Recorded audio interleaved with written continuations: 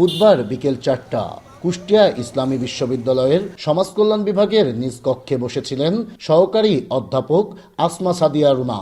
হঠাৎ সদ্য বদলি হওয়া বিভাগের অফিস সহকারী ফজলুর রহমান ছুরি হাতে প্রবেশ করে এলোপাতাড়ি কোপাতে থাকেন তাকে। তার চিৎকারে শিক্ষক শিক্ষার্থীরা দৌড়ে এলে নিজ গলায় ছুরি চালিয়ে আত্মহত্যার চেষ্টা করেন ফজলুর রহমান। প্রত্যক্ষদর্শীদের দাবি, বিভাগ থেকে বদলির ক্ষোভেই এ ঘটনা ঘটিয়েছেন ওই কর্মচারী। ম্যাম আজকে ডিপার্টমেন্টে তার পার্সোনাল রুমে ছিলেন। ওই সময়ে তার বিভাগে আগে কাজ করত ফজলুর রহমান নাম কর্মচারী। কয়েকদিন আগে সে রাষ্ট্রবিজ্ঞান বিভাগে তাকে ট্রান্সফার করা হয়েছে। উনি হলেন সমাজ কল্যাণ বিভাগের চেয়ারম্যান। তো ওই সময় থেকে তার মনে হয়তো একটু কষ্ট ছিল।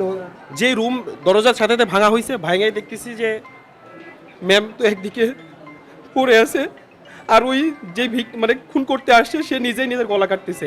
ডিপার্টমেন্টে কোনো কর্মকর্তা কেউ ছিল না, আমরা ছিলাম ওই রুমের মধ্যে। এই সুযোগে সে হচ্ছে এরকম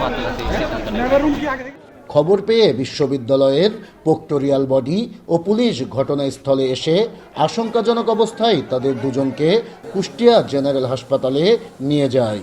পরীক্ষা নিরীক্ষা করে কর্তব্যরত চিকিৎসকরা আসমা সাদিয়া রুনাকে মৃত ঘোষণা করে। ফজলুর রহমানের অবস্থাও আশঙ্কাজনক।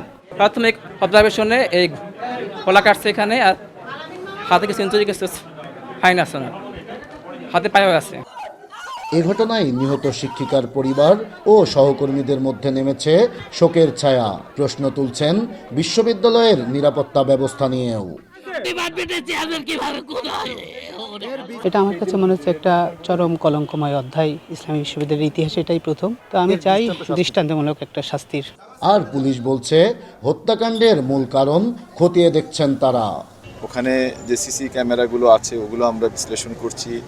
যারা প্রথম ওখানে ওই রুমে প্রবেশ করেছে আনসার সদস্য সহ তাদের বক্তব্য আমরা নিচ্ছি। এই সব কিছু বিবেচনা করে আমরা তদন্ত চালিয়ে যাচ্ছি। এর সাথে অন্য আরও কোনো সম্পৃক্ততা কিছু আছে কিনা এগুলো আমরা বিশ্লেষণ করছি। বদলিজনিত ক্ষোভ নাকি অন্য কোনো কারণে এ নৃশংস হত্যাকাণ্ড ঘটেছে তা খতিয়ে দেখে ব্যবস্থা নেবে পুলিশ। নাইদা সান্তিতাস, দেশ টিভি, কুষ্টিয়া।